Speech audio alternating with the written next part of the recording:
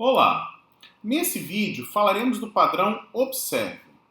O padrão Observer, ou Dependence, ou ainda Publish Subscribe, tem como problema manter objetos visuais, ou seja, interface gráfica, atualizados quando dá mudança de um outro objeto, que é não visual, né? Relacionado a eles. Então eu mudo um objeto que não é visual e isso impacta na atualização da interface gráfica.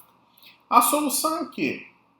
Definir uma dependência um para muitos entre objetos, de maneira que quando um objeto muda de estado, todos os seus dependentes são notificados e atualizados automaticamente.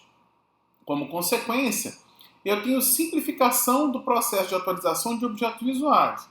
Porém, isso pode acarretar num alto custo de atualização, ou seja, atualizar todas essas interfaces gráficas ao mesmo tempo pode ter um custo significativo.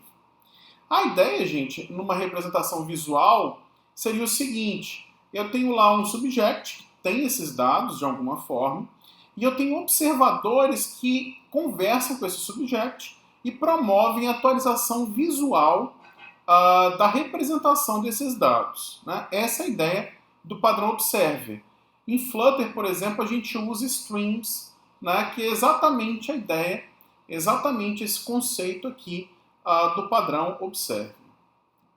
Bem, se nós fôssemos representar esquematicamente o padrão Observer, eu poderia utilizar aqui uma classe de dados para armazenar as informações, um subject, que é uma espécie de gestor da relação entre esses dados e os observadores que vão exibir esses dados, né? E eu teria aqui também um observer abstrato para definir o padrão que esses observers concretos devem implementar, tá?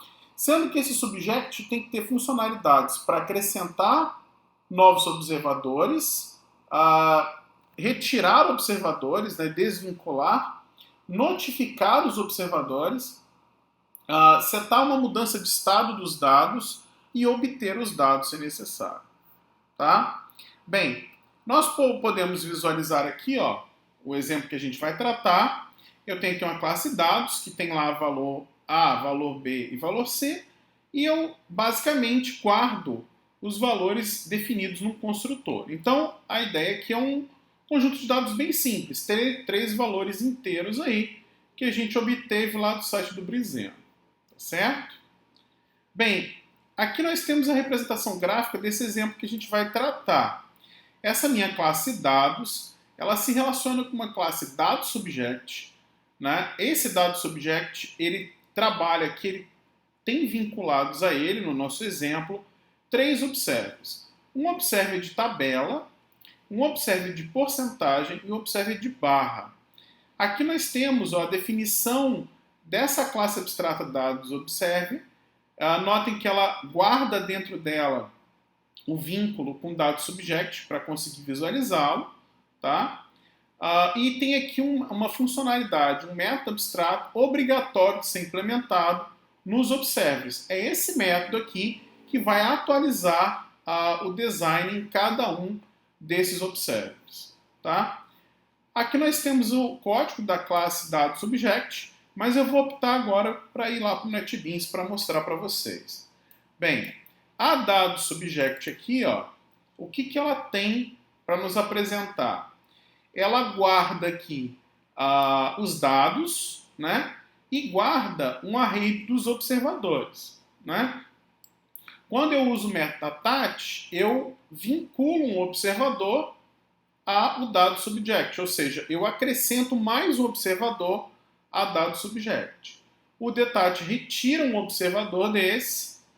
O setState atualiza os dados e notifica os observadores, ou seja, ele vai passar por cada um dos observadores e vai chamar o método update. E esse método update vai ser responsável pela atualização visual desses observadores. E nós temos aqui um getState para obter os dados que estão guardados dentro aí do dadoSubject. Se nós formos olhar aqui no dadoSobserver, então, eu tenho um vínculo com o dadoSubject, né, e tenho a obrigação de implementar um método de update. Se nós formos aqui na classe de barra, ou barra observe, nós vemos que o método update nada mais faz do que imprimir os dados no formato de barra. Vamos rodar aqui o nosso programa para a gente entender isso daí. Olha só. Vamos abrir aqui o código do programa, o main, para a gente entender essa questão da barra, do porcento e da tabela. Eu criei aqui o dado subject e vinculei 3 observers a ele. Ó, né? Depois disso, o que eu fiz? Eu setei aqui nesse dado subject um objeto de dados com os valores 7, 3 e 1. Quando eu fiz isso, o dado subject internamente chamou o update de cada um dos observadores. E aí nós temos aqui o update da tabela, que imprime os valores 7, 3 e 1 nesse formato. Aqui o de barra, que ele coloca 7 vezes o sinal de igual, 3 vezes aqui e uma vez para representar o 7, 3, 1. E o de porcentagem, que vai fazer uma soma desses valores para determinar o total e depois dividir cada um desses valores pela soma para saber proporcionalmente quanto cada um desses valores se relaciona com o todo. Posteriormente, eu tenho uma mudança desses dados, né, dos dados que o dado subject trabalha. Então eu atualizei aqui esses dados.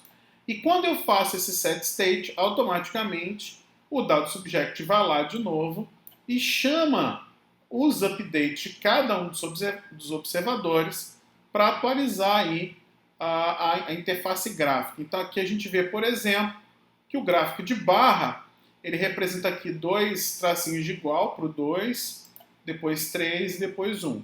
E aqui em porcentagem na última opção. Então, o barra observe, o que ele faz é colocar um sinal de igual desse, tá? De acordo com a quantidade de número de cada um dos valores. Então, por exemplo, se valor A aqui for 10, ele coloca 10 vezes o sinal de igual, né? Já o tabela basicamente imprime os valores, né? E o porcento, ele faz a soma dos valores para depois fazer uma proporção entre a soma e a quantidade que cada valor desse representa, tá? E aí ele imprime na tela. Essa é a ideia do nosso padrão observe, né? Bem, algumas considerações finais aí. Colocar métodos getState e setState na mesma classe que os demais métodos, como foi feito no exemplo, pode dificultar a maintenabilidade. Nesse contexto, a criação do subject como uma classe abstrata com métodos attach, detach e notify, com classes concretas herdando dessa classe e implementando getState e setState, pode ser uma abordagem mais interessante pensando em evoluções e modificações futuras. Então ele está sugerindo que aqui no dado subject, o getState e o setState sejam feitos em outra classe. Tá? A atualização de todas as interfaces gráficas ao mesmo tempo pode ser uma abordagem custosa. O uso de uma estrutura intermediária para gerenciar subjects e observers pode ser bastante interessante. Então, colocar alguém para fazer esse meio campo pode ser legal para a gente ter a facilidade da programação aliada a um bom desempenho de carga, né? Um bom desempenho de atualização da interface gráfica. Bem, sobre o padrão Observer era isso. Valeu!